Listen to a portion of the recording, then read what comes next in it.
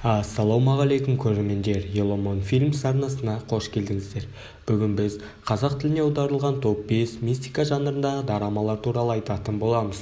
Бұл дорамаларды біздің ВКонтакте тобымыздан көре аласыздар. Видеоны бастамастан бұрын қазақ тілді арнаны қолдап, каналға тіркеліп, қоңыраушаны басып, видеоға лайк басуға ұмытпаңыз. Олай болса, видеоны бастайық. Көптен бері менің каналымда видео шықпай кетті. Ол үшін сіздерден арнайы кешірім сұраймын. Және де келесіде бұндай қателік жасамауға тырысамын. Ең алдымен, видеомыздың 5-ші орнында Елес пен шайқас дорамасы. Көрерменнің назарына 2016 жылы ұсынылған, көрерменнің 89%-ына ұнаған. Дорама 16 бөлімнен тұрады. Бонпаль ерекше жас жігіт, атадан берілген елестерді көре алатын қасиеті бар. Ол елестерді көре алады, ұстай алады. Бірақ оған ағасы елестерді қуумен айналысуға тыйым салған. Бірақ ол оны елемей өзінің күн көрісі үшін елестерді қуумен айналысады.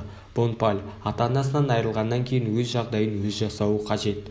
Бір күні Бонпальға мектептегі елесті қууға тапсырыс келеді. Ол тапсырысты берген мектептегі жоғарғы сынып оқитын қыздың елесі болды. Бонпаль оның тапсырысынан бас тарта алмайды. Алайда қыздың көмегі арқылы ол жауыз елестерді ұстай алады.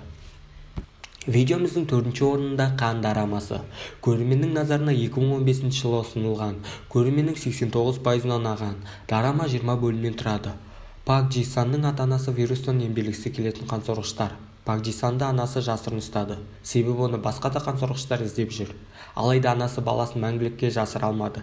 Джи Сан сарысудың арқасында адамдар сияқты жүре алды. Алайда оның күші уақыт өткен сайын әлсірей бастады. Басқа қансорғыштар оларды тауып анасын өлтіріп кетті. Ендігі Джи Санға адамға айналу қажет. Біраз уақыттан кейін жас әрі талантты дәрігер беделді ауруханаға жұмысқа орналасады. Джи Сан бір кездері бала кезінде қасқырлардың шабуылынан құтқарған, өзіне сенімді және азап тәкаппар Юританы кездестіреді. Бірақ қыз үшін ең қауіпті тіршілік иелері оның мұрасын иеленіп алғысы келетін жақын адамдары болып шықты. Топ 3-тікке де келіп жеттік. Алдымен каналға тіркеліп, қоңыраушаны басып, видеоға лайк басып, дорама көретін достарымызға таратамыз. Видеомыздың 3-ші орнында Чикаго баспа машинасы дорамасы. Көрерменнің назарына 2017 жылы ұсынылған, көрерменнің 90%-ына ұнаған. Дорама 16 бөлімнен тұрады.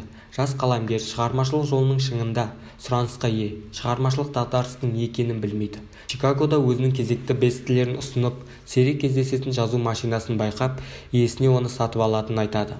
Бірақ иесі келіспейді.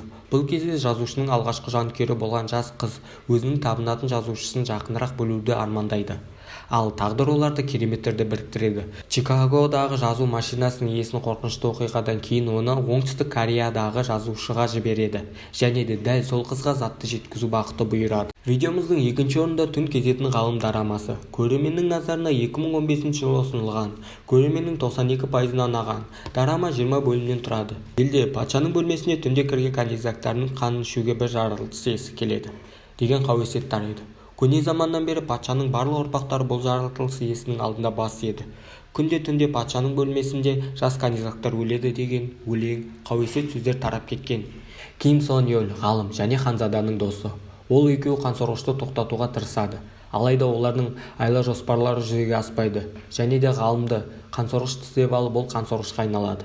Елдегі патшаны басқарып жүрген қансорғыш ғалымға өзінің үйленейін деп жүрген қызының қанын ішкізіп оны өлтіртеді. 100 деген жылдар өтеді. Ғалым қансорғышты аулап жүреді. Оның мақсаты Гве атты қансорғышты өлтіріп, елді қансорғыштардан қорғау. Ол өзінің бұрынғы қызының реинкарнациясын кездестіреді. Видеомыздың 1-ші орнында Де Луна қонақ үйі дорамасы. Көрерменнің назарына 2019 жылы ұсынылған, көрерменнің 95%-ына ұнаған. Дорама 16 бөлімнен тұрады. Сеулдің қақ ортасында қарапайым адам көре алмайтын қонақ үй бар. Бұл қонақ үйдің иесі Чан Манволь 1000 жылдан астам уақыт бойы бұл дүниені тастап кете алмаған және де ешқашан тастап кете алмайтын да шығар. Бұл жер оның ертеде жасаған әрекеті үшін жазаланатын түрмесі. Манволь суық және ақшаны қатты жақсы көреді. Оның міндеті қонақ үйге кіріп кеткен марқұмдардың рухын қанағаттандыру. Бұл дүниеде істей алмай кеткен жұмыстарын аяқтауға көмектесу. Бір күні қонақ үйге жаңадан жұмысқа менеджер кіреді. Менеджер өз еркімен емес, әкесінің берген уәдесі үшін жұмысқа кіреді. Ку Чан Сон жаңа менеджер. Оған Манволь елестерді көру қабілетін береді. Басында Ку Чан Сон бұл қонақ үйді, жұмысын, қабілетін өзіне қабылдай алмайды. Дегенмен тағдырдың өзі бұл екеуін жақындастырады. Осымен дорамаларымыз аяқталды. Тағы да айтам, қазақ тілді арнаны қолдап, каналға тіркеліп, қоңырашаны басып, видеоға лайк басайық. Осымен видео аяқталды. Сіздерге видео ұнады деген ойдамын. Видео ұнаса лайк басайық. Осы дорамалардың біреуін көрсеңіз комментарияға жаза кетейік. Және де осы дарама деп айтыла ма әлде дорама деп айтыла ма, соны да жаза кетсеңіздер. Келесіде тағы қандай дорамалар күтесіздер? Сіздермен болған Еламон Фильмс. Келесі кездескенше.